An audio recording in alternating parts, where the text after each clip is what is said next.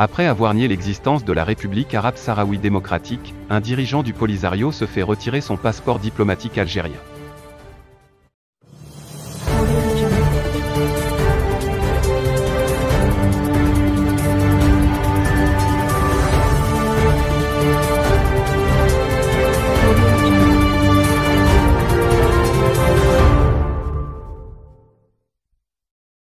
Le ministre du Polisario chargé des territoires occupés et de la diaspora, Mustapha Ali Sid al-Bashir, vient d'être sanctionné par le régime algérien pour avoir nié l'existence de la République arabe sahraoui démocratique. Son passeport diplomatique algérien lui a été retiré, malgré une interview à l'APS, où il reprend in extenso la propagande algérienne anti-marocaine. Après sa rencontre des 19 au 20 décembre 2021 dans la banlieue parisienne, avec certains membres de la diaspora sahraoui établis en Europe, devant lesquels il a déconstruit la propagande algérienne sur le Sahara marocain, Mustapha Ali Sid al-Bashir était très attendu cette semaine en Algérie. Le ministre dit des territoires occupés et de la diaspora avait ainsi déclaré que la République arabe sahraoui démocratique n'existe pas, que le chef du Polisario n'a aucun pouvoir, et encore moins son prétendu gouvernement, reconnaissant que c'est le régime algérien qui entretient et manipule tout ce vilain monde. Mais aussi vrai que soient les surprenantes confessions faites à Mantes-la-Jolie par ce dirigeant du Polisario, son retour en Algérie était périlleux, connaissant les risques qu'il encourait pour sa liberté, voire sa vie.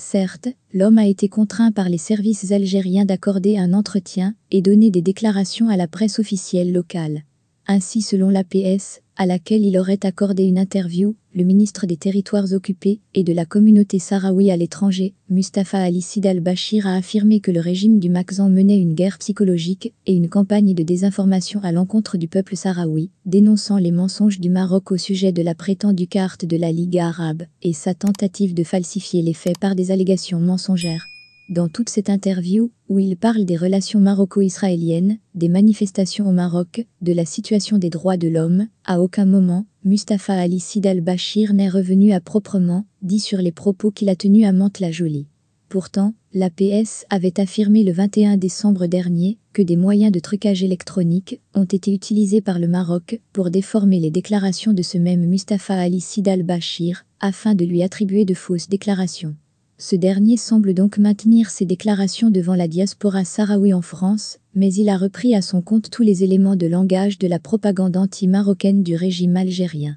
Néanmoins, Mustapha Ali Sid al-Bashir peut désormais dire adieu au voyage à l'étranger, puisque son passeport diplomatique lui a été retiré. Il pourrait également perdre très prochainement son poste de ministre de rien, ou à ne rien faire, comme il le qualifie lui-même, suite aux critiques acerbes qu'il a adressées à un Brahim Ghali sans pouvoir, à Boukria Beyoun, un premier ministre qui ne dirige aucun gouvernement, et à Mohamed Ould Salek, un ministre des Affaires étrangères qui réside à Alger. Pour preuve du climat délétère au sein du Polisario et de l'irritation du régime algérien, cette interview de Mustapha Ali Sid al-Bashir a été diffusée au lendemain de la convocation du chef du Polisario Brahim Ghali à Alger, dans l'après-midi du mardi 28 décembre, a appris L360. Malgré ces nouvelles déclarations, peu sincères évidemment, et prétendant que l'État sahraoui est une réalité, grâce au soutien jamais démenti de l'Algérie, Mustapha Ali Sid al-Bashir restera finalement en résidence surveillée à Alger, où il s'est vu retirer ses documents de voyage par les services de sécurité algériens.